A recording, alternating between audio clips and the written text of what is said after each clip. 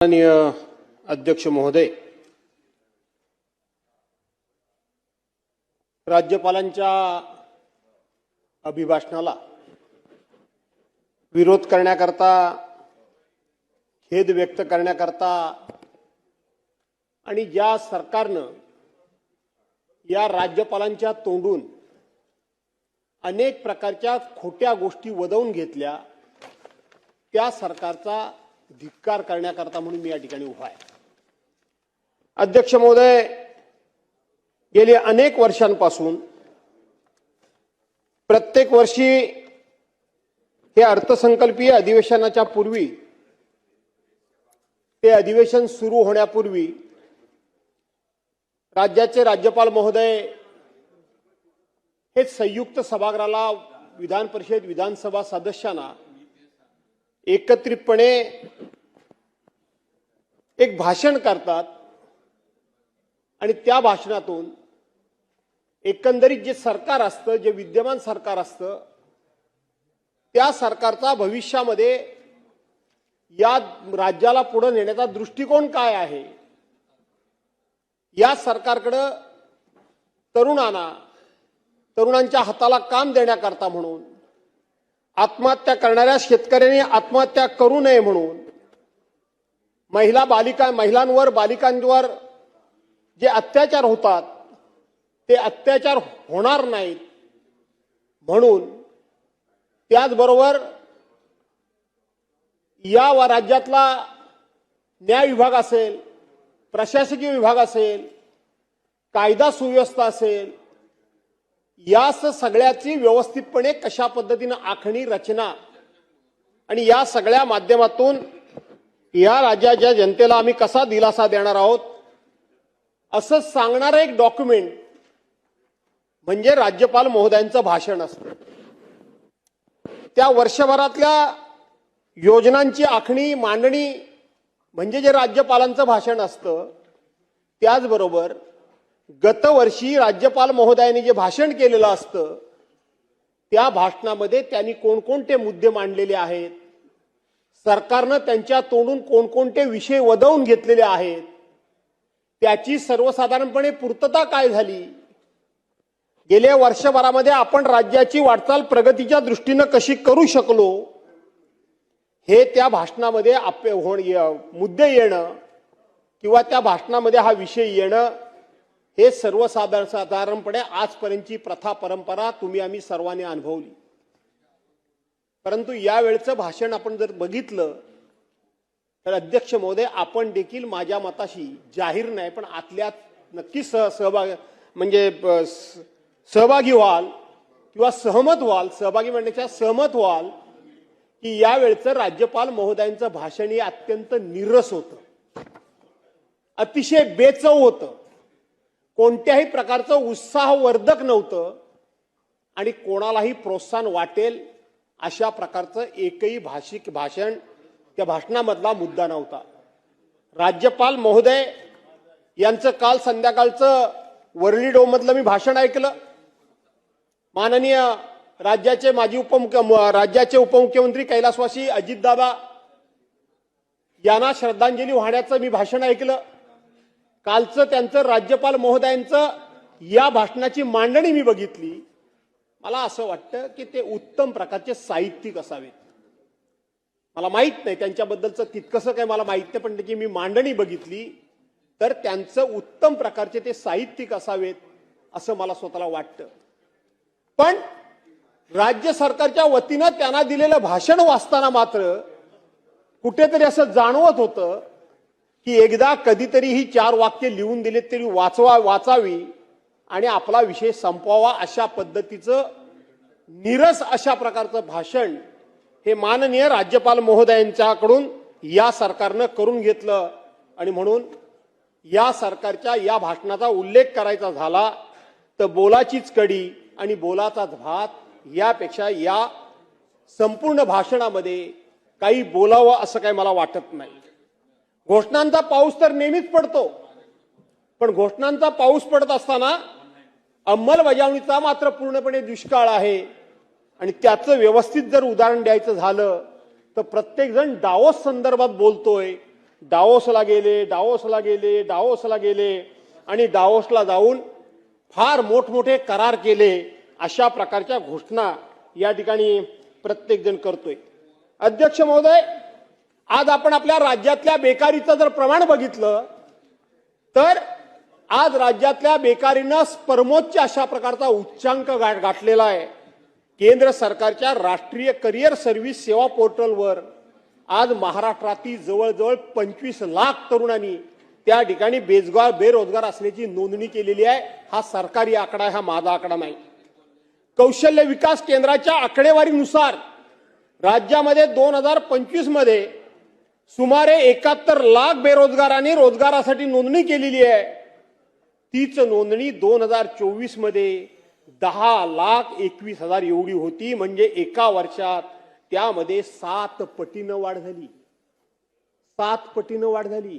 कसले करार करताय, कसल्या लोकांना रोजगार देताय, काय तरुणांना फसवताय, हे आकडे आज मी जे मांडतोय ते माझे नाही आकडे आहेत, हे सरकारी आकडे आहेत।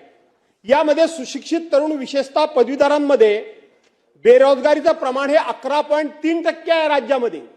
11.3% हे ग्रॅज्युएट झालेल्या तरुणांचं त्या ठिकाणी बेकारीचं प्रमाण आहे।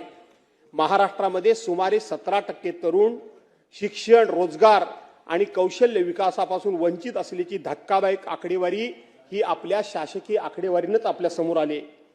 पदवी असूनही उद्योगांना आवश्यक असणारी अशा प्रकारचं कौशल्य नसल्यामुळं त्यांना बिनकामाचे किंवा बेरोजगार म्हणून त्यांची संभावना होते, त्यांची नोंदणी होते। ही महाराष्ट्राला आज बेरोजगार लोकांना रोजगार देण्याच्या संदर्भातली आकडेवारी आहे। अध्यक्ष महोदय, 25-26 ची आर्थिक पाहणी मी केली। महाराष्ट्र सरकारचं हे प्रकाशन आहे, त्या प्रकाशनानुसार मी पाहिलं तर एप्रिल-जून 2025 मध्ये बेरोजगारीचा दर आपल्या राज्यामध्ये होता तो 6.4% होता, पण तोच दर 2020-22 मध्ये 3.5% होता। 2021-22 ला जो बेरोजगारीचा दर 3.5% होता, तोच आपल्या कारकिर्दीमध्ये 2025-26 मध्ये 6.4 वर झाला। ही प्रगती म्हणायची राज्याची की अधोगती म्हणायची, हे सरकारी आकड्यातून सरकारनंच ठरवावं। यापेक्षा मी काही जास्त या ठिकाणी बोलू इच्छित नाही। विशेष म्हणजे पदवीधर 11.3 आणि पदवीधर 8.3 तरुणांमध्ये बेरोजगारीचं प्रमाण सर्वाधिक आहे राज्यामध्ये, सर्वाधिक आहे या राज्यामध्ये। राज्यातील शहरी भागात बेरोजगारीचा दर कमालीचा वाढलेला असून डिसेंबर 2025 मध्ये तो 6.7% पर्यंत पोहोचला। हे सरकारी प्रकाशनातून समोर आलेलं आहे। शहरामध्ये ग्रामीण भागापेक्षा बेकारीचा दर किती वाढतोय हे मंत्री महोदय आपल्या लक्षात येईल। ग्रामीण महिलांमधील बेरोजगारीचं प्रमाण 4.2% होतं 21-22 ला, ते आता 7.5% गेलंय। आपण राज्यामध्ये रोजगार वाढवला की राज्यामधल्या बेरोजगारांना वाढवलं, याचं कधीतरी आपण आत्मनिरीक्षण मकरनामा आपण करण्याची गरज आहे। कारण आपण ऐकताय शंभूराज देसाई फक्त माझ्याकडे कान ठेवलाय, चेहरा तिकडे ठेवलाय म्हणून तुमचं नाव घेतलं, बाकी काही नाही। बर बर बर आणि म्हणून हा तसंच करतात।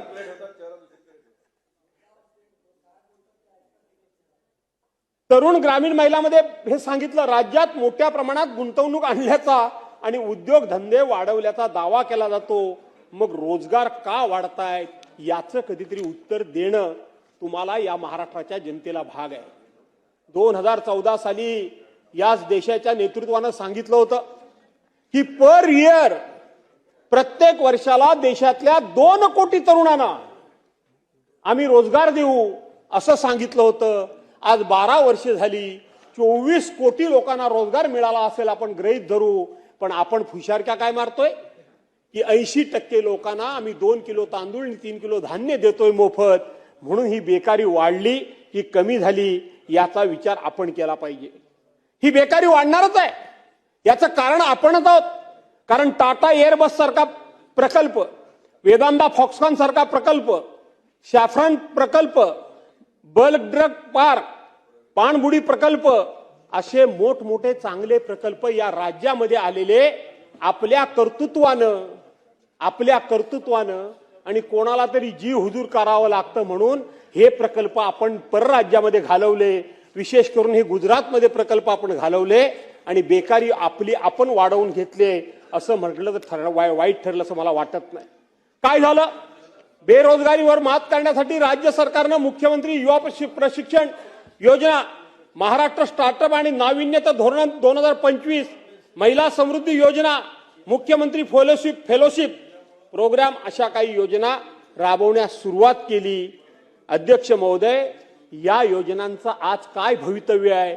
या योजनांचं आज काय अस्तित्व आहे? या योजना आता मंत्री महोदय, मगापासून इथे दादा होते तर मी म्हणत होतो दादा ऐकतायत, आता तुम्ही तिघे जरा ऐका तरी. देणार काहीच नाही तुम्ही आम्हाला, पण किमान ऐकल्याचं समाधान ऐका. ते तुमच्या इच्छेच्या विरोधात असलं तरी ऐकावंच लागणार आहे. 3 वक्त्यांची भाषणं आम्ही इथे शांतपणे ऐकली, काही बोललो नाही, बोलून काय फायदा नाही. आमचं ऐका जरा प्लीज, तेवढं काही करू नका. मी त्रोता त्रास तुम्हाला देत नाही काहीतरी करा म्हणून, पण ऐका. आणि म्हणून आपण ह्या सगळ्या योजना काढल्या. आज त्या योजनांची परिस्थिती काय आहे? नवीन नवीन घोषणा करता, रोज मोठ्या जाहिराती करता, प्रत्येक गोष्टीची इव्हेंट मॅनेजमेंट करता, अशा पद्धतीच्या घोषणा करता, अख्ख्या राज्यामध्ये अशा प्रकारचं वातावरण निर्मिती करता की ह्या जगामध्ये कुठं कधीच काही घडलं नाही ते सगळं आम्ही घडवतोय. अशा प्रकारच्या योजनांचा इव्हेंट मॅनेजमेंट, इव्हेंट करण्याचं काम तुम्ही करता. विधानसभेच्या निवडणुकीमध्ये 2024 मध्ये मुख्यमंत्री युवा कार्य प्रशिक्षण योजना म्हणजे लाडका भाऊ तुम्ही आणलात. 10 लाख तरुणांना रोजगार देण्याची तुम्ही त्यावेळेला घोषणा केलीत. त्यापैकी 1,34,000 तरुणांना सरकारी आस्थापनामध्ये 11 महिन्याकरता म्हणून तुम्ही घेतलं. तुमची भाषणं माझ्याकडे आहेत, सरकारची अधिकृत जबाबदार मंत्र्यांच्या क्लिप्स माझ्याकडे आहेत की काळजी करू नका, हे 11 महिने संपले असले तरी आम्ही तुम्हाला कायमचं सरकारी सेवेमध्ये घेऊ म्हणून सांगितलं. आज ती सगळी मुलं वणवण करतायत. खूप मोठ्या अपेक्षेनं त्यांनी तुमच्यावर विश्वास ठेवला आणि तुमचा प्रचार केला आणि कुटुंबाला सांगितलं की आमचं भवितव्य उद्याचं उज्ज्वल आहे आणि म्हणून तुम्ही या सरकारला निवडून द्या, अशा पद्धतीचं त्या ठिकाणी तुमच्या वतीनं सांगितलं. पण आपलं लाडका भाऊ, लाडकी बहीण, लाडका मेवणा, लाडकी मेवणी, लाडकी कोण आणखीन मैत्रीण मित्र काही नव्हतं. आपल्याला फक्त लाडकं होतं, ती फक्त खुर्ची होती संजय, बाकी काही नव्हतं. फक्त खुर्ची होती. खुर्ची मिळाली, लाडका भाऊ पण गेला आणि बहीण पण गेली. अध्यक्ष महोदय, आपण आता नेहमी सांगतो, आजच्या पण भाषणामध्ये आपण आहे की आम्ही $1 ट्रिलियन अर्थव्यवस्था आम्ही करणार आहोत. 2030 पर्यंत $1 ट्रिलियन आम्ही या ठिकाणी इकॉनॉमी करतोय, आमचा अर्थसंकल्प करतोय, आमची आर्थिक स्थिती आम्ही एवढी मजबूत करतोय. $1 ट्रिलियन किती लाख कोटी रुपये लागतात, तेव्हा $1 ट्रिलियन तयार होतो किंवा $1 ट्रिलियन करता किती इंडियन रुपये, किती लाख, किती कोटी रुपये लागतात, ह्याचा कधीतरी एकदा गणित कुणी मांडलंय का? कोणला विचारू? शंभूराजांना. ते काय भलतच सांगतील, तेवढं माझ्या डोक्याच्या वरून जाईल म्हणून त्यांना मी त्रास देत नाही. शंभूराज तुम्हाला त्रास द्यायला सांगतात, पण मी तुम्हाला त्रास देणार नाही. $1 ट्रिलियन करता किती लाख कोटी लागतात, त्याचा कधीतरी कुणीतरी विचार केलाय का? 1 ट्रिलियन तयार करण्याकरता आपण 2030 पर्यंत करतोय. आपला वार्षिक अर्थसंकल्प किती रुपयाचा? आपला वार्षिक अर्थसंकल्प 7,50,00,000 दरम्यान आहे. आता या वेळेला वाढून किती वाढेल? 50 लाख रुपये वाढेल. 7,50,000 कोटीचा मी काय म्हणालो? 7,50,000 कोटी रुपयाचा आपला वार्षिक अहवाल आहे. म्हणजे आपल्या राज्याचं एकंदरीत उत्पन्न हे 7,50,000 कोटीचं आहे. 2003 ला ते किती लाख कोटीपर्यंत गेलं पाहिजे म्हणजे 1 ट्रिलियन होईल. याचं कधीतरी कुणीतरी गणित मांडण्याची गरज आहे. मला व्हावेत 1 ट्रिलियन काय, 2 ट्रिलियन व्हा, 3 ट्रिलियनचे मालक व्हा. अरे मी पण त्या राज्याचाच नागरिक आहे, मला आनंद वाटेल. पण याच गतीनं जर तुम्ही राज्याची या ठिकाणी जर इकॉनॉमी तुम्ही जर सस्टेनेबल करायला लागलात, मजबूत करायला लागलात, तर पुढच्या 25 वर्षात सुद्धा तुम्ही 1 ट्रिलियनचे मालक होणार नाही. हे तुम्हाला आज सांगतो. आणि म्हणून प्रत्येक वेळी हे मृगजल तयार करायचं. केंद्र सरकारनं $5 ट्रिलियन इकॉनॉमी आम्ही तयार करणार म्हणून सांगितल्याबरोबर आपला 39% त्याच्यामध्ये वाटा असल्यामुळं आम्ही $1 ट्रिलियन तयारी करतोय. 2030 ते सांगतोय ना, म्हणूनच त्यांना सांगितलं 1 ट्रिलियनला. आणि म्हणून ते कधी होणार ते उगाच लोकांना फसवण्याचं काम करू नका.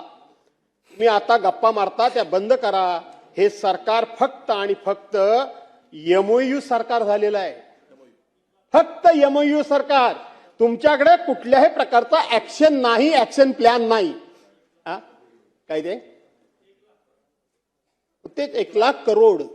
पण ते आपण कशाला बोला असं आहे ना. ठीक आहे, पण मग 7 लाख बरोबर आहे. मग 7,50,000 कोटीचं आपलं बजेट. पुढे काय किती वर्ष जातील काय लोकांना काय वाटत.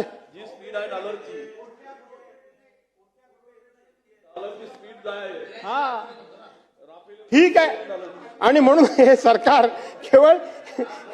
केवळ कागदावरची फुलं असतात. तुमची योजना म्हणजे झिरवळ साहेब, तुमच्या योजना म्हणजे फक्त कागदावरची असतात. ह्या सगळ्या घोषणा असतात. आणि म्हणून आपण अशा पद्धतीच्या घोषणा करून वेळ मारून नेऊ शकतो, निवडणुका जिंकू शकतो, पण आपलं राज्य आपण बलवान, बलकट, मजबूत आणि आर्थिकदृष्ट्या सक्षम करू शकत नाही. आपण आर्थिकदृष्ट्या सक्षम करू शकत नाही. आणि म्हणून राज्यपाल महोदयांच्या तोंडी कुठलंही खोटं वाक्य घालायचं, राज्यपाल महोदयांच्या तोंडी कुठलं तरी एखादं लिखाण लिहून द्यायचं आणि ते राज्यपाल महोदयांनी त्या ठिकाणी भाषणाच्या रूपानं तुमच्या आणि माझ्या समोर मांडायचं. मी त्याला विरोधी पक्षाचा आहे म्हणून मी विरोधात बोलायचं, तुम्ही सत्ताधारी पक्षामध्ये आहात म्हणून त्याचं वाटेल तेवढं समर्थन करायचं. पण यातून आपण आपली प्रगती किती केली याचा एकदा कधीतरी लेखाजोखा मांडण्याची गरज आहे. रोज तुम्ही दावतचा या ठिकाणी उल्लेख करता, मला काही वाईट वाटायचं कारण नाही. 1 लाख कोटीचे आम्ही MOU केले, 15 लाख लोकांना रोजगार मिळणार. 15 लाख कोटीचे केले मागच्या वेळेचे, आता 35 लाखाला मिळणार. काल परवा 30 लाख कोटी रुपयाचे आम्ही MOU केले, 50 लाख लोकांना रोजगार मिळणार. अरे काय चाललंय हे चाललंय काय?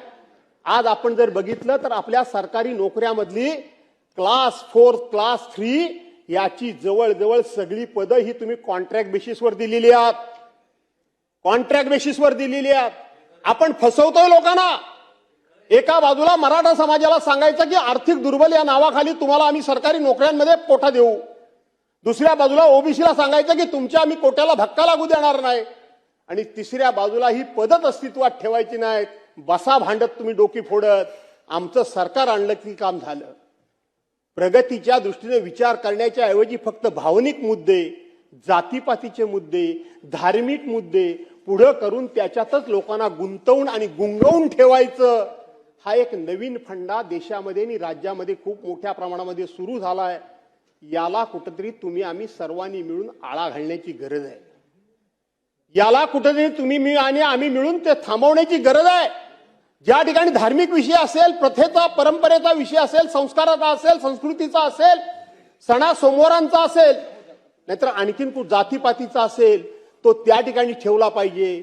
पण राज्याच्या उन्नती करता, प्रगती करता हे विषय पुढे काढून ज्या पद्धतीनं तुम्हा आम्हाला गुंतवून ठेवण्याचं काम सुरू झालंय त्यातून आपण कुठेतरी बाहेर पडलं पाहिजे.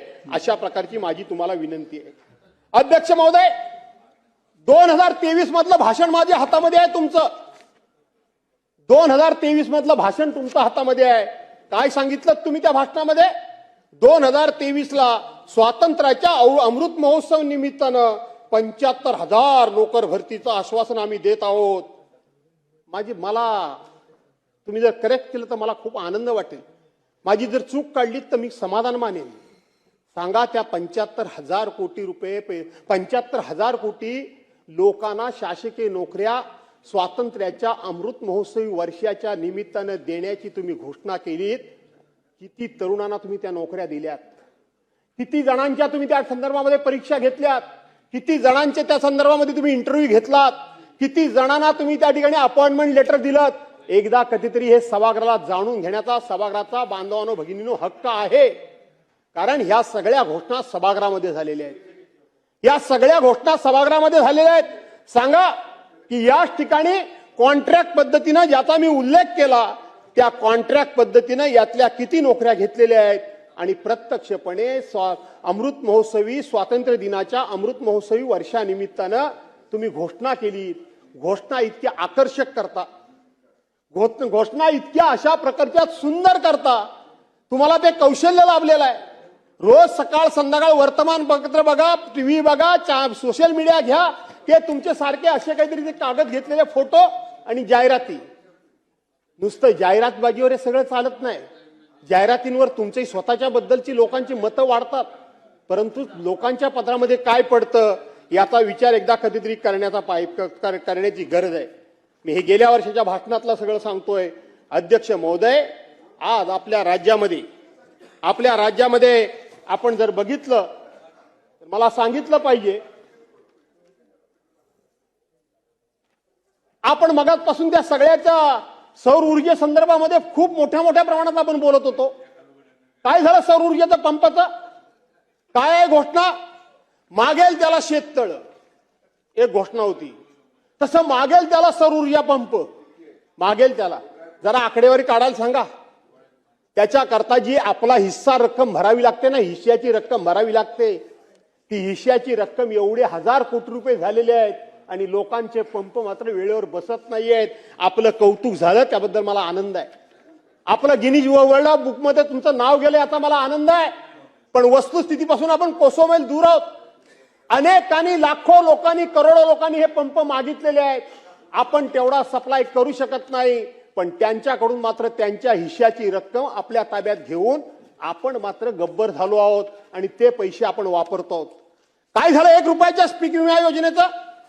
1 रुपयामध्ये आम्ही शेतकऱ्यांना पीक विमा योजना देतोय, 1 रुपयामध्ये देतोय, 1 रुपयामध्ये देतोय. अख्खा शेतकरी खुश झाला आणि आम्ही देखील फार मोठा आपली पाठ आपल्या हाताने बडवून घेतली. 1 रुपया पीक योजना आज सरकारनंच बंद केली. आम्ही विरोधक म्हणून बोलत नाही, अण्णा सरकारनंच बंद का बंद केली? एवढी जर चांगली योजना होती, एवढी जर लोकप्रिय योजना होती, तर तुम्ही ही योजना बंद का केलीत?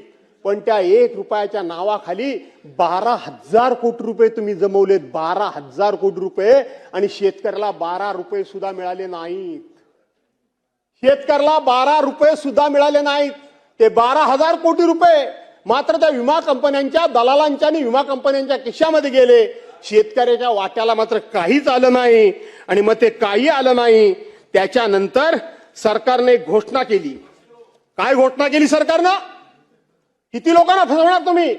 सरकारनं त्या विमा योजनेच्या पोटी इथं सांगितलं, म्हणजे महत्वाकांक्षी योजनेमध्ये अधिवेशनमध्ये माननीय मुख्यमंत्री महोदय यांनी घोषणा केली आणि त्या अनुषंगानं मंत्रिमंडळाच्या बैठकीमध्ये ठराव झाला. आम्ही शेतकऱ्यांकरता कृषी समृद्धी योजनेला मान्यता देत आहोत. कृषी समृद्धी योजना आम्ही मान्यता देत आहोत आणि त्याच्यामध्ये 6,000 कोटी रुपये आम्ही शेतकऱ्यांना वाटणार म्हणून सांगणार. बरं झालं तुम्ही आलात मामा. तुमच्यामध्ये हिम्मत मला सांगा की 6,000 कोटीचा प्रस्ताव तुमचा मंत्रिमंडळासमोर गेला होता की नाही?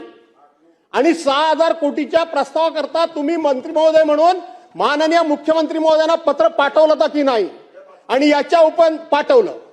प्रामाणिक मंत्री एकतरी आहे आणि म्हणून याच्या उपर त्यातला तुम्ही 1 रुपया तरी बजेटमध्ये तरतूद तुमची झाली का? गेल्या सप्लिमेंटरी बजेटमध्ये ती तरतूद होणार होती, पण ती झाली नाही. शेतकऱ्याला काही मिळालं नाही. तुम्ही बोट पुढची दाखवून काय उपयोग होणार नाही. घोषणा कधी केली? तर घोषणा कधी झाली? आकर्षक घोषणा करायच्या आणि लोकांना सरळ सरळ फसवायचं. या योजनेतलं तुम्ही काय सांगितलं? या योजनेतली नमूद 3ही ट्रिगर रद्द करताना बचतीचे पैसे शेतकऱ्यांना कृषी समृद्धी योजनेतून देण्यात येतील असे वेळोवेळी माननीय मुख्यमंत्री महोदयांनी सांगितलं. आम्ही 3ही ट्रिगर बंद करतोय आणि त्याचे पैसे आम्ही शेतकऱ्यांना देतोय. 1 रुपया सुद्धा तुम्ही शेतकऱ्यांना दिलात नाही. 1 रुपया. शेतकऱ्यांना किती फसवणार तुम्ही? लोकांना कसं फसवणार तुम्ही? आणि म्हणून 1 रुपया सुद्धा तुम्ही दिलात नाही. या संदर्भातलं पत्र माझ्या हातामध्ये आहे. अध्यक्ष महोदय, मागच्या वेळेला काय म्हटलं होते, आता काय म्हणतायत? तो दिला नाही तर नाही. आता जून महिन्यामध्ये आम्ही शेतकऱ्यांची कर्जमाफी करू, विचार करू. बरोबर आहे? हा मुहूर्त कुठला काढलात? जून महिन्यामध्ये काय घडवणार आहात? काय घडवणार काय? कारण प्रत्येक वेळी अशा पद्धतीची कुठली तरी योजना राबवायची वेळ आली त्या योजनेचा लाभ सर्वसामान्य माणसाला देण्याची वेळ आली की तुम्ही काहीतरी नवीन फंडा काढता, लोकांचं लक्ष दुसरीकडे वळवता. मग कधी टिपू सुलतान असेल, नाही तर आणखीन कोण असेल, ज्याचा संबंध काय इथं या गोष्टींचा, ज्या गोष्टींचा. हो बा, माफ करा, मी त्याच्यावर जात नाहीये, मी फक्त इथंच जातोय, मी कुठं जात नाहीये बाबा. आणि म्हणून मला एवढंच म्हणायचं आहे की मला एवढंच म्हणायचं आहे की आपण शेवटी हा जून महिन्याचा मुहूर्त कुठून काढला मामा, म्हणजे मंत्री महोदय, आपण हा कुठून काढला जून महिन्याचा मुहूर्त? काय आहे जून महिन्यामध्ये? का आता का नाही देत? अहो, तुमच्या केंद्र सरकारमध्ये कृषी मंत्र्यांनी उत्तर दिलंय. गेल्या वेळेला अवकाळी पाऊस पडला, तुम्ही फिरलेले मी माझ्या डोळ्यानं बघितलंय. त्यातल्या त्यात मराठवाडा अख्खा धोपून निघाला, खरडून निघाला, त्यांच्या जमिनी नापीक झाल्या. तुमचा प्रस्तावच नोव्हेंबर महिन्यात गेला नव्हता. हे अधिवेशनामध्ये केंद्रीय कृषी मंत्र्यांनी सांगितलं की महाराष्ट्र सरकारचा प्रस्ताव अजून आमच्याकडे आलेला नाही. आजतागायत केंद्र सरकारनं तुम्हाला मदत 5 पैशाची केली असेल तर या सभागृहामध्ये सांगा. काय शेतकऱ्यांबद्दल तुम्हाला प्रेम आहे एकदा कळू द्या. शेतकऱ्यांच्या भावनेचा, शेतकऱ्यांच्या भावनेशी खेळण्याचा आणि त्या भावनेशी खेळून स्वतःचं राजकारण करण्याचा तुम्ही फक्त प्रयत्न करता आहात. सांगा तुम्ही की यामध्ये तुम्ही कधी हा प्रस्ताव दिला आणि केंद्र सरकारनं तुम्हाला एक तरी पैसा दिला काय म्हणून सांगा. मी या ठिकाणी कर्नाटकच्या विषयामध्ये जात नाही, सगळ्या ठिकाणी मी या ठिकाणी आणलंय. आज आपण जर बघितलं तर मागील भाषणात माननीय मुख्यमंत्री महोदयांनी प्रशिक्षण योजनेच्या उपलब्धतेचा योजनेअंतर्गत 1,32,000 पेक्षा अधिक युवकांनी प्रशिक्षण घेतलं असं सांगितलं. 2024-25 मध्ये 10 लाख युवकांना प्रशिक्षित करण्याचा ध्येय ठेवला आहे. त्यासाठी 5,500 कोटी रुपयाचं नियतवट केलं आहे असं सांगितलं होतं. या वर्षीच्या भाषणामध्ये या योजनेचा उल्लेखच नाही. या योजनेचा उल्लेखच नाही. विषय संपला, निवडणूक संपली. आता युवक बँक काय भानगड नाही. औद्योगिकरणाला पाटणाने प्रोत्साहन देण्याकरता MIDC मार्फत 3,500चा भूखंड घेत, तो जाऊ दे. आता त्या विषयात मी आता काही जास्त बोलत नाही. नवीन घोषणा, जुन्या वर्षीच्या घोषणा, औद्योगिकरणाला चालना, 10 वर्ष वगैरे वगैरे वगैरे वगैरे वगैरे. अध्यक्ष महोदय, मी म्हणतो म्हणून नाही, या सरकारला 1 वर्ष झालं, 1 वर्ष. आणि 1 वर्ष झाल्यानंतर दैनिक सकाळनी एक आढावा घेतला आणि महायुतीची वार्षिक परीक्षा तुमची घेतली. काय घेतली? वार्षिक परीक्षा महायुतीची सकाळ यांनी वर्तमानपत्राने घेतली. तुम्ही सगळे ढ विद्यार्थी निघालात, सगळे ढ. काटावर सुद्धा तुम्ही कुठं पास झालेले नाहीत. सगळ्या क्षेत्रामध्ये सगळ्या बाजूला तुम्ही पूर्णपणे अपयशी ठरलात. त्यांनी लिहिलंय, सरकारी शाळांमधून मूलभूत सुविधा आणि शिक्षणाच्या दर्जाबद्दल तुम्ही किती समाधानी आहात. नागरिकांनी तुमच्याबद्दल समाधान नाही, नाराजी व्यक्त केली. पाहिजे तर हा सगळा रिपोर्ट असेलच, काय ह्या शेवटी पेपरलाच आलं होतं, पण पाहिजे तर मी ठेवतो. दुसरी गोष्ट, उच्च शिक्षणामध्ये गुणवत्ता आणि रोजगार भिमुख वाढण्यासाठी सरकारच्या धोरणांना तुम्ही किती गुण द्याल? 15 गुण सुद्धा तुम्हाला कोणी द्यायला तयार नाही. शिष्यवृत्ती आणि शैक्षणिक शुल्क पूर्तती फ्रीशिप योजनाचा लाभ गरजू विद्यार्थ्यांना वेळेवर मिळतो आहे का? 9% लोकांनी सुद्धा त्याच्याबद्दल समाधान व्यक्त केलेलं नाही. दुसरा प्रश्न विचारला, सरकारी कार्यालयातील भ्रष्टाचार. सरकारी कार्यालयातील भ्रष्टाचार कमी करण्यासाठी सरकारने केलेल्या उपाययोजना प्रभावी आहेत का? आता त्यावेळेला कोणतरी होय म्हणेल, पण आताच आपण बघितलं की आपल्या सरकारी कार्यालयात काय झालं. काय झालं काय सरकारी कार्यालयामध्ये मला कळत नाहीये. मला हा शॉक आहे की मंत्रालयामध्ये एसीबीचे अधिकारी प्रवेश कसा करू शकतात. मंत्रालयामध्ये अँटी करप्शनचे अधिकारी जाऊन रेड कशी करू शकतात. मी जरी तुमच्या विरोधी पक्षातला असलो तरी सुद्धा मला हे पटलेलं नाही. मला हे पटलेलं नाही की एसीबीची एवढी हिंमत कशी होऊ शकते की एका मंत्र्याच्या दालनामध्ये जाऊन, मंत्र्याच्या कार्यालयामध्ये जाऊन रेड टाकण्याची हिंमत त्यांची होते कशी. भले त्याचा तो कोडवर्ड कदाचित त्यांच्या हातामध्ये लिगाळा असेल. 1 रेषा मारली, जरा जाऊन सांग त्याला, मामा साहेबांनी 1 रेषा मारली म्हणजे 1, 2 रेषा मारल्या 2, 3 रेषा मारल्या 3. हे सगळं जरी खरं असलं तरी सुद्धा, हे सगळं खरं आहे तरी सुद्धा मी ह्या मताशी ठाम आहे की सरकारी अधिकारी मंत्रालयामध्ये जाऊन रेड कसे करू शकतात. कसे करू शकतात? याचा अर्थ तुमच्या दोघांच्या भांडणामध्ये मला वाटतं युवकांचं पण वाटोळं झालंय, शेतकऱ्यांचं पण वाटोळं झालंय, बेरोजगारांचं पण वाटोळं झालंय, सरकारी योजनांचं पण वाटोळं झालंय. ही हिंमत होता कामा नये. का तो बिचारा आदिवासी विभागाचं ते खातं होतं म्हणून त्याला टार्गेट करायचा तुमचा प्लॅन होता? मला माहित नाही. पण तरी सुद्धा ह्या मताशी मी सहमत आहे की अशा पद्धतीची हिंमत अधिकाऱ्यांची होता कामा नये. अधिकाऱ्यांना अधिकाऱ्यांच्याच ठिकाणी ठेवलं पाहिजे. मामा, हे मी तुम्हाला सांगतो, खरं सांगायला गेलं तर मी विरोधाकरता विरोध म्हणून सुद्धा कधीच अशा पद्धतीनं म्हणणार नाही की शेवटी लोकशाहीमध्ये, घटनेमध्ये लोकप्रतिनिधीचा दर्जा आणि मान हा निश्चितपणे प्रशासकीय अधिकाऱ्यापेक्षा वरचाच असला पाहिजे. या मताचा मी ठामपणे आणि मी जाहीरपणे इथं बोलतोय. प्रशासकीय अधिकाऱ्यापेक्षा लोकप्रतिनिधीचा मान, मंत्र्याचा मान हा वरचाच असला पाहिजे. या मताचा मी ठाम आहे. नवीन शैक्षणिक धोरणाच्या प्रभावी अंमलबजावणीत तुम्ही काही नाही. मराठी भाषेचे संवर्धन आणि शाळांमध्ये तिचा वापर वाढवण्यासाठी सरकारने केलेल्या उपाययोजना योग्य आहेत का? अरे तुम्हाला तर मराठी संपवायचीच आहे. कोणाच्या तरी नादाला लागून. कुठं त्रिभाषा सूत्री कुठं आहे? संपूर्ण देशामध्ये त्रिभाषा सूत्री आहे कुठे? शाळेमध्ये 3 भाषा सक्तीनं शिकवल्या पाहिजेत आणि त्यातल्या त्यात हिंदी शिकवली पाहिजे सक्तीनं. अशा पद्धतीनं देशामध्ये किंवा हिंदी भाषिक बेल्टमध्ये सुद्धा अशा प्रकारची जबरदस्ती नाही. हे कोणाच्या डोक्यातून आलं?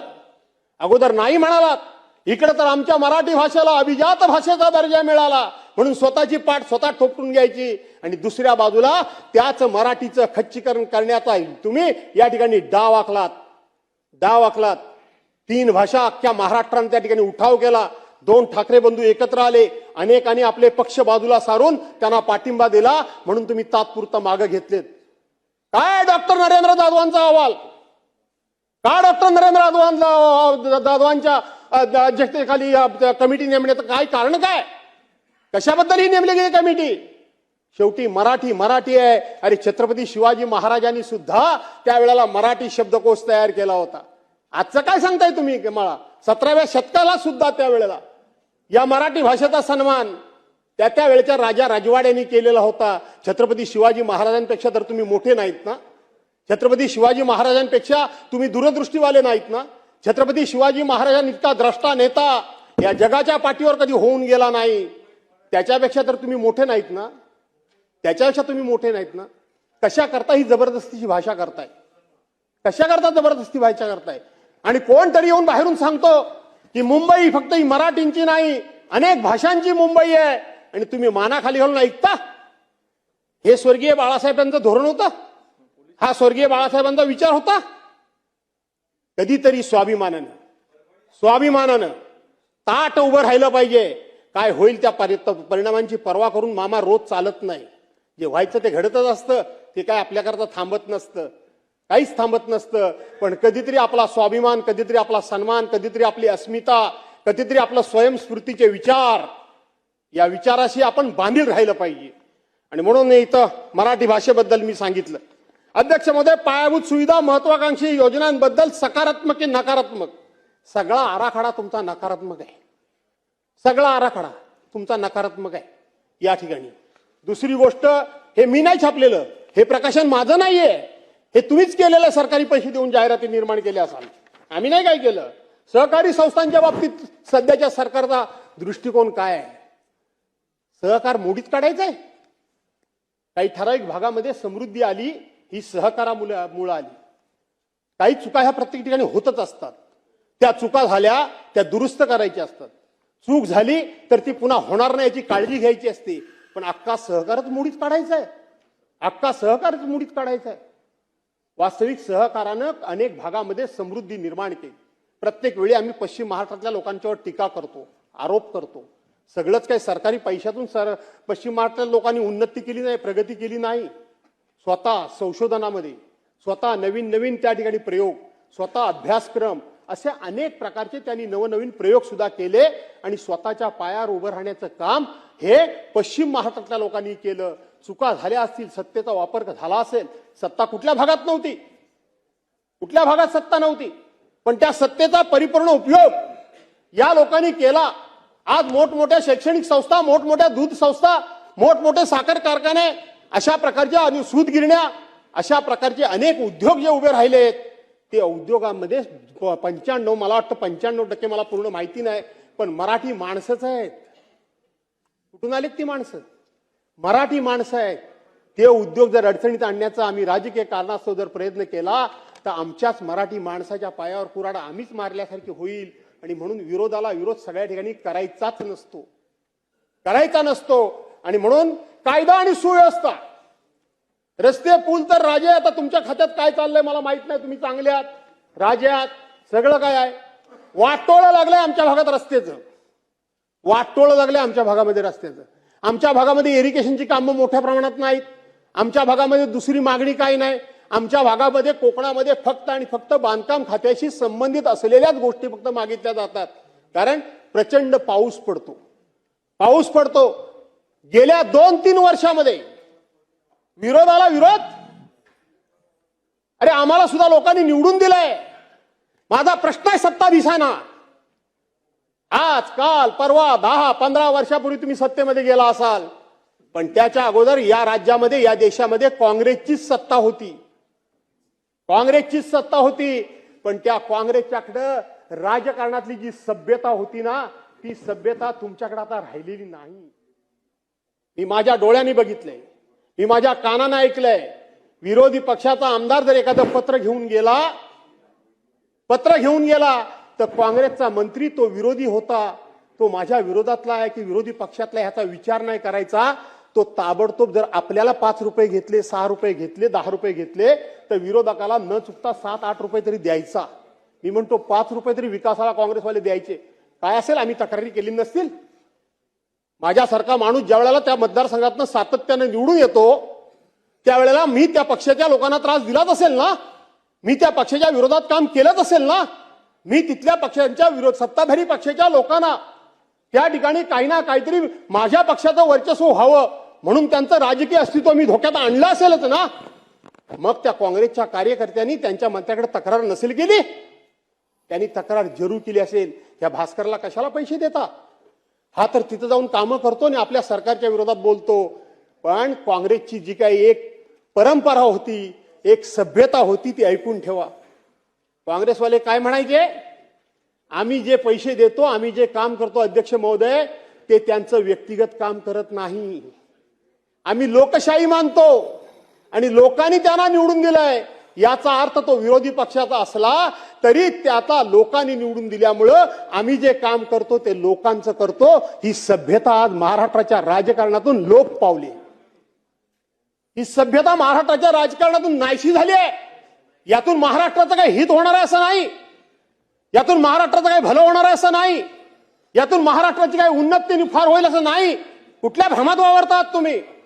शरीरातला एखादा भाग जर विकलांग झाला, एखादा भाग जर अधू झाला, एखादा भाग जर निकामी झाला, तर पूर्ण क्षमतेनं त्या माणसाला काम करता येत नाही. या राज्याचे आपण विविध प्रकारची विविध अंग आहोत. त्यामुळे एकाला कोणाला तरी अशा पद्धतीनं तुम्हाला अधू करून चालणार नाही. राज्य पुढे घेऊन जायचं असेल तर सर्वांना बरोबर घेऊन जावं लागेल. अशा पद्धतीची मी आपल्याला विनंती करतो. आज आपण छत्रपती शिवाजी महाराजांचं नाव घेता. काय झालं? 2016ला याच ठिकाणी छत्रपती शिवाजी महाराजांचं आरमार, छत्रपती शिवाजी महाराजांचं स्मारक, जगामधलं प्रसिद्ध स्मारक म्हणून आम्ही समुद्रामध्ये उभं करणार आहोत. कुठं गेलं ते स्मारक? काय झालं त्या स्मारकाचं? किती निवडणुका झाल्या? देशाच्या पंतप्रधानांकडून तुम्ही भूमिपूजन करून घेतलं. कुठं आहे छत्रपती शिवाजी महाराजांचं स्मारक? कुठं आहे इंदू मिल मधलं डॉक्टर बाबासाहेब आंबेडकरांचं स्मारक? कुठं आहे स्मारक ते? अशा पद्धतीची अनेक ठिकाणची अनेक स्मारक आज तुम्ही या ठिकाणी बंद पाडलेली आहात. आणि म्हणून नुसत्या फुशारक्याने फक्त मोठेपणा मारून या ठिकाणी प्रश्न सुटणार नाही आणि राज्याची या ठिकाणी प्रगती होणार नाही. आणि म्हणून राज्याची प्रगती जर करायची असेल तर सर्वांना या ठिकाणी बरोबर घेऊन जा, बरोबर घेऊन चला, अशा प्रकारची विनंती करतो तुम्हाला. तुम्ही सातत्यानं सांगत होतात उद्धव बाळासाहेब ठाकरेंच्या वेळेचं अनेक त्यांनी योजनांना काहीतरी त्यावेळेला स्टे दिला होता. परिस्थिती तशी होती, कोरोनाचं संकट होतं आणि त्यामुळं त्यांनी काही योजनांना स्टे दिला. म्हणून त्यांना स्थगिती सरकार तुम्ही म्हणत होता. आज मला तुम्हाला सांगायचं आहे की तुमच्याच कारकिर्दीमध्ये किती योजनांना तुम्ही या ठिकाणी स्थगिती दिलेली आहात. ते सगळी माहिती मी या ठिकाणी आणलेली आहे. थोड्या वेळानं ती माझ्या हाताला लागली की मी नक्की तुम्हाला सांगेन. काय आज मराठी शाळांची अवस्था आहे? मराठी शाळांची अवस्था काय आहे?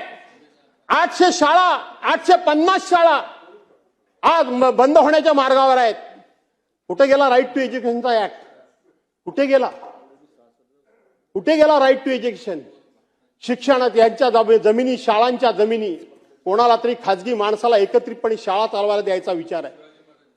संपूर्ण महाराष्ट्रातले डेपो, एसटी डेपोच्या जागा कोणाला तरी विकसित करण्याकरता द्यायच्या आहेत. संपूर्ण एसटी डेपो हे शहराच्या मध्यवर्ती भागामध्ये आहेत. शाळा विकसित करण्याकरता डेपो विकसित करण्याचं नाव घ्यायचं आणि कोणाच्या तरी नावानं या सरकारी जमिनी कुठल्या तरी व्यापाऱ्याला देण्याचा घाट हे सरकार घालतंय. आणि म्हणून हे सरकार राज्य बुडवायला निघालेलं आहे की राज्य तारायला निघालेलं आहे. याचा विचार एकदा तुम्ही आम्ही सर्वांनी एकत्रित बसून करण्याची गरज आहे. एकत्रितपणे बसून करण्याची गरज आहे. आणि म्हणून बांधवांनो, भगिनीनो, अनेक मुद्द्यांवर बोलता येईल. आज महाराष्ट्रामध्ये देशात बघितलं 63 आणि 2024ला 752 प्रकरणं या ठिकाणी आपल्या सर्वांना तिथं दिसत आहेत. आज आपण बघितलं तर महाराष्ट्रामध्ये शेतकरी आत्महत्यांचं भयावह असं वास्तव आहे. राष्ट्रीय गुन्हे ब्युरो एनसीआरबीने त्यांच्या ऑक्टोबर 2025च्या अहवालात म्हटलंय की देशात 2023-24 मध्ये 10,786 शेतकरी शेतमजुरांनी आत्महत्या केल्या देशामध्ये. त्यापैकी सर्वाधिक 6,669 म्हणजेच 38.5% हे महाराष्ट्रातले शेतकरी आहेत. सरकार हे महाराष्ट्रातले शेतकरी आहेत. कर्नाटकमधले 22.5% आहेत आणि त्यानंतर तामिळनाडू वगैरे. महाराष्ट्रात सर्वाधिक 6,669 शेतकरी आत्महत्येची नोंद झाली असून 4,150 शेतकरी आणि 2,519 मजुरांनी आत्महत्या केली, ज्याच्यामध्ये 250 महिला आहेत. 250 महिला आहेत. महाराष्ट्राचा नंबर 1 ला लागतो. नंतर कर्नाटक, आंध्र प्रदेश, मध्य प्रदेश, तामिळनाडूमध्ये त्यानंतरच्या आत्महत्या झालेल्या आहेत.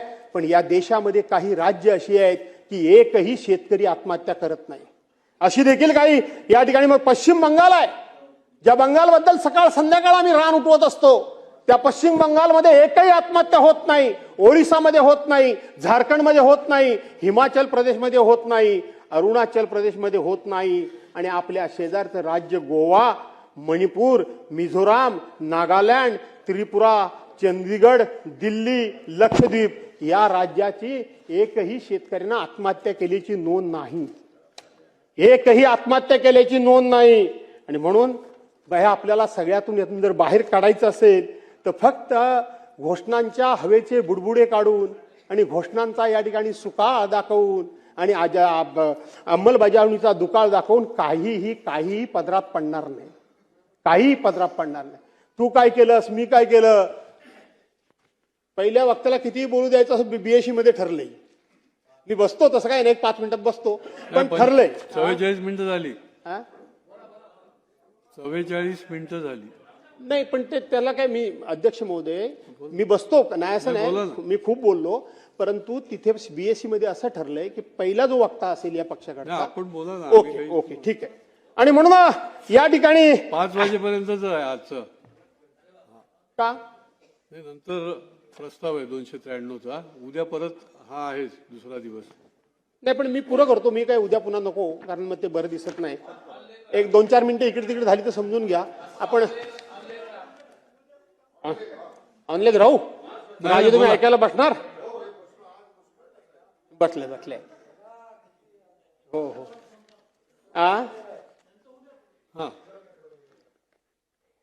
आणि म्हणून शेतकऱ्यांचं आत्महत्येचं प्रमाण किती मोठ्या प्रमाणात आहे याचा विचार आपण करण्याची गरज आहे. आपण काय सांगत होतो, तुझ्या काळात किती झालं, माझ्या काळात किती झालं, ह्याच्या काळात किती झालं, त्याच्या काळात किती झालं. हे असं एकमेकाकडे त्याच्या काळात झालं म्हणून माझ्या काळात झालंच पाहिजे का? त्याच्या कारकिर्दीत एखादी गोष्ट चुकीची झाली ती योग्य होती का असं जर आपण म्हणणार असू तर माझ्या कारकिर्दीमध्ये व्हायला पाहिजे.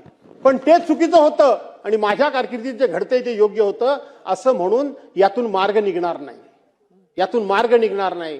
आणि म्हणून यातून जर मार्ग काढायचा असेल तर मला असं वाटतं की सरकारनं मदत तर करायला पाहिजे. सरकार मदत तर करतंय, पण मला असं वाटतं आता कुठेतरी इथं समाज प्रबोधनाची गरज आहे. समाज प्रबोधनाची गरज आहे. मदत तर करूच, पण मदत करत असताना सुद्धा जगामध्ये अशा कितीतरी घटना घडतायत, कितीतरी अशी लोक आहेत, कितीतरी अशी माणसं आहेत, व्यवसाय करणारे लोक असतील, ट्रक व्यवसाय करणारे लोक असतील, गाडी चालवणारा ड्रायव्हर असेल, गाडीवर काम करणारा क्लीनर असेल, शाळेमध्ये शिकवणारा मास्तराबरोबर शिपाई असेल, हे लोकांच्यावर संकट नाही आहेत का? यांच्यावर काय आपत्ती येत नाही का? यांच्या संसारामध्ये काय अडचणी नाही आहेत का? प्रत्येकाला काही ना काय अडचणी आहेतच. आणि म्हणून आता कुठंतरी त्या माणसांचं आपण प्रबोधन करण्याची गरज आहे. त्यांना सांगण्याची गरज आहे की परिस्थितीबरोबर आपण संघर्ष करू, परिस्थितीचा आपण सामना करू, आलेल्या संकटाला तोंड देऊ, परंतु आत्महत्या बाबांनो रे करू नका. आत्महत्या हा या सगळ्यावरचा उपाय नाही. बहुसंख्य पुरुष लोकच आत्महत्या करतायत, महिला बिचाऱ्या मागे राहतायत. आणि मग त्या आत्महत्याची कारणं काय असतात? मुलीचं रखडलेलं लग्न, बँकेचं थकलेलं कर्ज, नैसर्गिक आपत्ती. या विदर्भ आणि मराठवाड्याच्या वाट्याला तर आयुष्यभरती नैसर्गिक आपत्ती हात धुवूनच पाठीमागे लागलेली आहे. काही ना काय पीक जेव्हा चांगलं येतं तेव्हा एखादी आपत्ती येते. आता तयार होणार पीक सगळं काय ना काय आपत्ती त्यांच्या पाठीमागे लागलेलीच आहे आपत्ती पाठीमागे.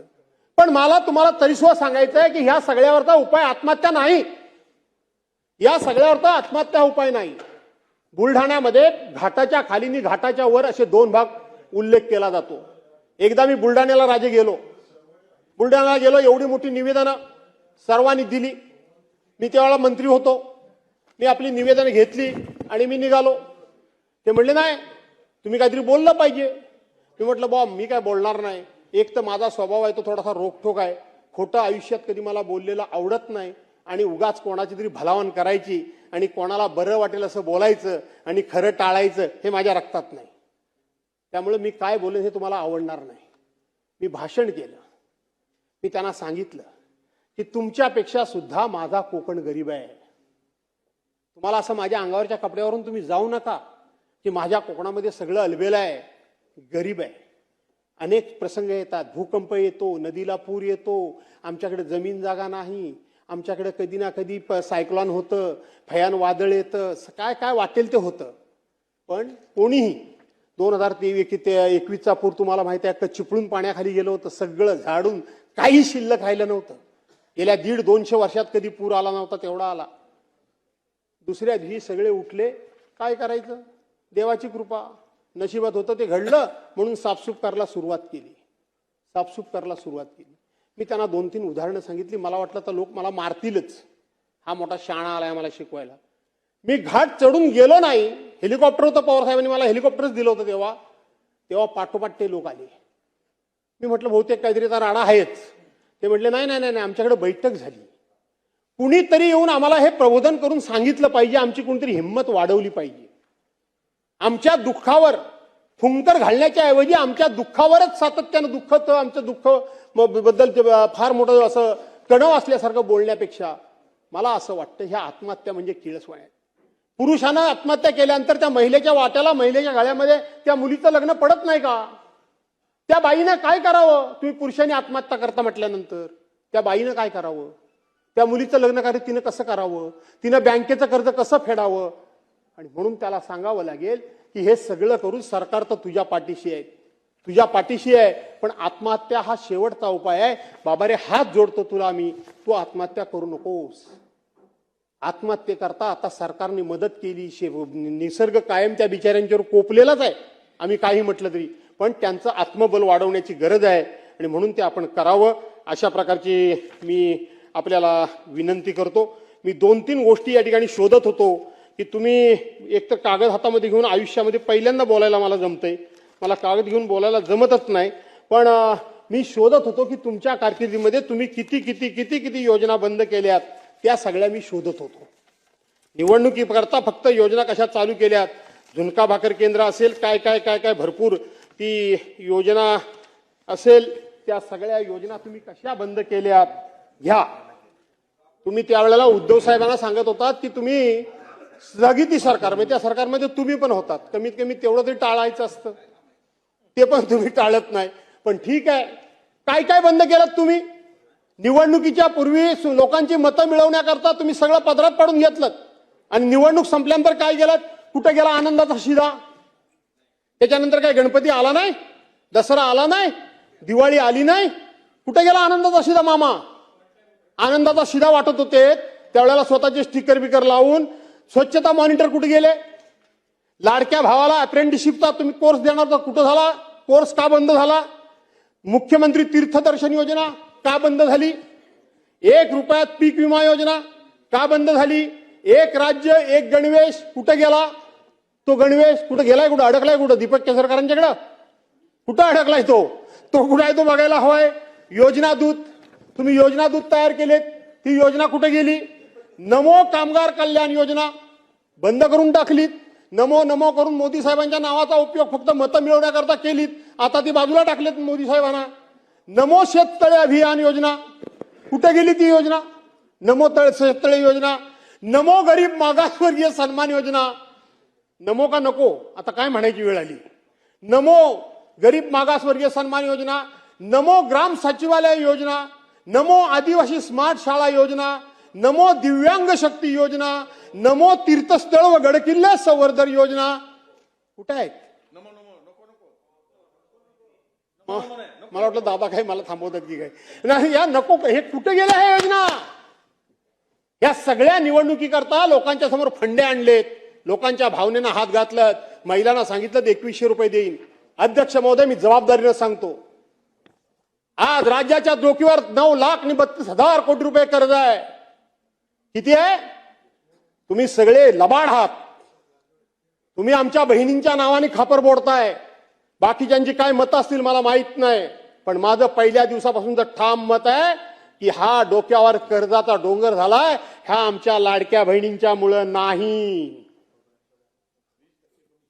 लाडक्या बहिणींच्या मुळे नाही. आठवण करा, आज कैलासवासी दादा इथं हजर नाहीत. निवडणुकीच्या पूर्वी सप्लिमेंटरी बजेटमध्ये आपण 46,000 कोटी रुपयाची तरतूद केलेली होती. 46,000 कोटी रुपयाची सरकारने तरतूद केली होती. आज 46,000 कोटी रुपये तुम्हाला लागत नाहीयेत, 32 की 33,000 कोटी रुपये फक्त लागतायत. 2,53,00,000 महिलांना 1,500 रुपयाप्रमाणात तुम्ही त्या ठिकाणी निवडणुकीच्या अगोदर 1,500 रुपये लाडक्या बहिणीच्या खात्यामध्ये टाकलेत. कुणी न मागता जबरदस्तीने टाकलेत. आज त्यातला आकडा थोडाफार मागे पुढे होत असेल राजे, पण 57,00,000 महिलांना तुम्ही वेगवेगळी कारणं सांगून कमी केलं. 57,00,000 महिलांना तुम्ही त्या योजनेपासून आता बाजूला केलं. कसा वाढतो आकडा तुमचा? 46,000 कोटी रुपये 2,53,00,000 महिलांकरता लागत होते. आज 57,00,000 महिला कमी झाल्या. कसा लागतात एवढे तुम्हाला पैसे? फसवताय तुम्ही. तुमचा भ्रष्टाचार एवढा आहे. एका एका कामामध्ये टक्केवाऱ्या तुमच्या एवढ्या आहेत. काय झालं घोडबंदरच्या रस्त्याचं? सुप्रीम कोर्टाने तुमच्या कानपडात मारली. 6,200 कोटी रुपयाचं टेंडर तुम्ही काढलं. सुप्रीम कोर्टापर्यंत विषय गेला, डिटेल्स मी सांगत नाही. आणि तोच रस्ता 6,200 कोटी रुपयाचा रस्ता सुप्रीम कोर्टाने त्या ठिकाणी त्याचं इस्टिमेट वगैरे केलं. त्यावेळेला 3,000 कोटी रुपयाचा रस्ता झाला. एका योजनेमध्ये 3,200 कोटी रुपये तुम्ही भ्रष्टाचार केला. एका योजनेमध्ये अशा 1,760 योजना तुम्ही त्या ठिकाणी केल्यात. अनेक प्रकारची टेंडर्स ही आता फक्त मंत्रालयातून निघतायत. माझ्या आयुष्यामध्ये मी कधीच कोणावर भ्रष्टाचाराचा आरोप केला नाही. मी धोरणावर बोलतो, मी योजनेवर बोलतो. पण आता तुम्ही त्या आमच्या बहिणींच्या नावाने खापर फोडत असाल तर आमच्यासारख्याला बोलावं लागणार आहे. अजिबात या लाडक्या बहिणींमुळे तुमचं सरकार अडचणीत नाही. तुम्हाला हळूहळू या बहिणींमुळे सरकार अडचणीत आहे. बहिणींमुळे सरकार त्या ठिकाणी कर्जबाजारी झाले म्हणून तुम्हाला योजना बंद करायची आहे. नाही, आजच्या दिवशी तर मी सांगेन, तुम्ही निवडणुकीच्या पूर्वी बोलला होता 1,500च्या ऐवजी 2,100 देईन. उद्याच्या अर्थसंकल्पामध्ये अजून तो प्रिंट झालेला नाही. अर्थसंकल्प तो कधी होतो तो मला चांगला माहिती आहे. अजून झालेला नाही मामा. अरे कसा होईल मला माहिती नाही तो कधी होतो तो. आणि म्हणून आता 2,100 रुपये द्या. 2,100 रुपये. तुम्हीच बोलला होता शेतकऱ्यांची कर्जमाफी, तुम्हीच बोलला होता. कुठला काढला जून महिना शोधून? जून महिन्याला कुठला मुहूर्त येणार आहे?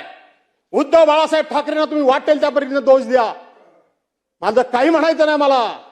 परंतु कोरोनाच्या कालावधीमध्ये त्या काम केलेल्या माणसानं शेवटी तुम्हाला त्याची जाणीव नसली किंवा आठवण राहिली नसली तरी महाराष्ट्राच्या ते मनामध्ये आहे.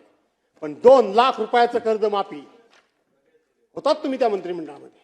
2 लाख रुपयाची कर्जमाफी, त्याच्या अगोदर कर्जमाफी होत होती तेव्हा 73 प्रकारचे दाखले लागत होते. 73 प्रकारचे दाखले लागत होते. पण उद्धव बाळासाहेब ठाकरेंच्या सरकारमध्ये एका ऑर्डरवर 2 लाख रुपयाची कर्जमाफी एका क्षणात शेतकऱ्यांची झाली. कोणाचीही कुठल्याही प्रकारची तक्रार आली नाही आणि भ्रष्टाचाराची पण तक्रार आली नाही.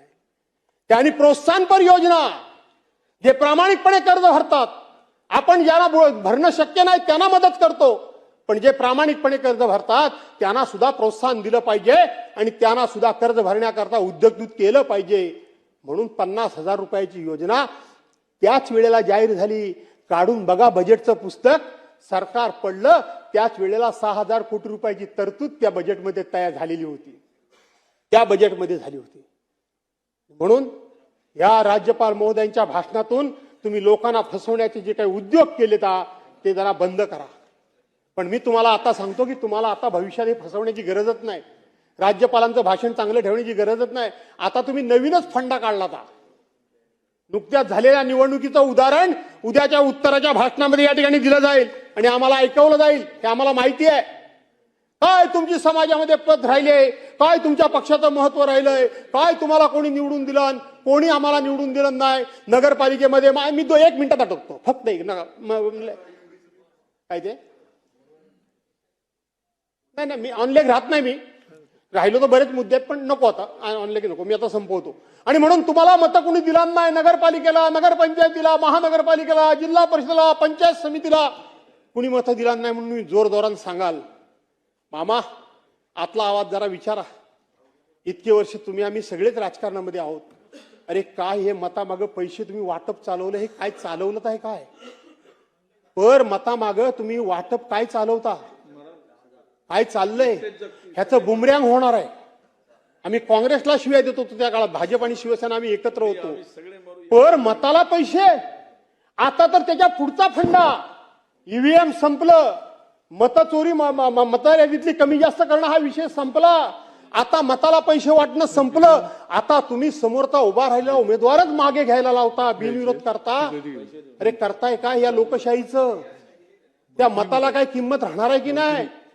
जर मतदानानं जर एखादा सदस्य निवडून आला नाही तर त्याच्या भागातला जो कोणी मतदार असेल किंवा नागरिक असेल तो त्याच्या दरवाज्यात कुठल्या तोंडानं जाणार? त्याला कुठल्या तोंडानं जा विचारणार की माझं तू काम केलंच नाही, मी तुला निवडून दिलाय, माझं मत दिलंय, माझ्या गावाचं काम केलंच नाही. तो सरळ सांगितलंय चल तुझं मत घेऊन मी काही निवडून नाही आलो. तो बिनविरोध आला ना. 1952 साली देशाच्या सार्वत्रिक निवडणुका झाल्या. 2026 पर्यंत फक्त 52 लोक बिनविरोध निवडून आले. पण एकट्या परवाच्या महानगरपालिकेच्या निवडणुकीमध्ये तुम्ही 68 लोकांना बिनविरोध निवडून आणलं. अरे संविधान तुम्हाला काय मान्य आहे की नाही? घटना तुम्हाला काय मान्य आहे की नाही? लोकशाही तुम्हाला काय मान्य आहे की नाही?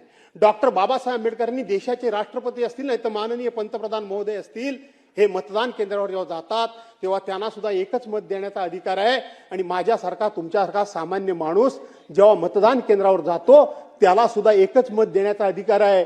एवढं त्या मताचं मोल आणि महत्व डॉक्टर बाबासाहेब आंबेडकरांनी 74 वर्षापूर्वी ठरवून ठेवलेलं आहे. कुठल्या दिशेनं आम्ही राज्य घेऊन जातोय, कुठल्या दिशेनं आम्ही या ठिकाणी आमचा देश घेऊन जातोय. आणि म्हणून या ठिकाणी मी तुम्हाला एवढीच विनंती करतो की शेवटी हा लोकशाहीचं पावित्र्य जपा. शेवटी लोकमताचा आदर करा. तो सत्ताधारी आहे की विरोधी आहे, ते संख्येनं जास्त आहेत की मोठे आहेत, याचा विचार न करता लोकशाहीला विरोधक पण पाहिजे आणि सत्ताधारी पाहिजे. तरच ही लोकशाही सन्मान मार्गाने चालेल, योग्य दिशेने चालेल. न पेक्षा एक चाक काढून ठेवलं तर नक्की दुसरं चाक हे तिरकत चालणार आहे, ते सरळ कधी जाणार नाहीये. आणि म्हणून आम्ही संख्येनं कमी आहोत म्हणून आमची टिंगलटवाळी करण्यापेक्षा आमचा योग्य तो मान सन्मान राखा. आम्हाला लोकांनी निवडून दिलंय, आम्हाला तुम्ही एकही पैसा विकासाला देत नाही याचा अर्थ तुम्हाला असं वाटतं की तुम्ही आमची जिरवताय. आमची काहीही जिरत नाही. नियतीच्या मनामध्ये असेल ते घडेल. पण तुम्ही त्या भागाचंच वाटोळं लावताय, त्या भागातल्या जनतेबरोबर तुम्ही अन्याय करताय, तो करू नका एवढीच विनंती करतो. राज्यपाल महोदयांच्या भाषणाला विरोध का केला ते सगळे मुद्दे सांगितलेत. इथं अनेक मुद्दे या ठिकाणी सांगण्यासारखे आहेत. राज्यातली कायदा आणि सुव्यवस्थेचं किती वाटोळं लागलंय, किती बेरोजगार झालाय, त्या संदर्भात सुद्धा मला बोलायचं होतं, पण मी ते आता न बोलता मला आपण खूप वेळ दिला अध्यक्ष महोदय, आणि सभागृहाने सुद्धा मी जे जे बोललो ते पिन ड्रॉप सायलेंट ऐकून घेतलं, त्याबद्दल आपल्या सर्वांना धन्यवाद देतो आणि राज्यपालांच्या या भाषणाचा विरोध करतो. राज्यपालांना तुम्ही सगळं खोटं बोलायला लावलं म्हणून तुमचा निषेध करतो आणि तुमच्या नादाला लागून राज्यपाल खोटे बोलले म्हणून त्यांच्याबद्दल खेद व्यक्त करतो. थांबतो. जय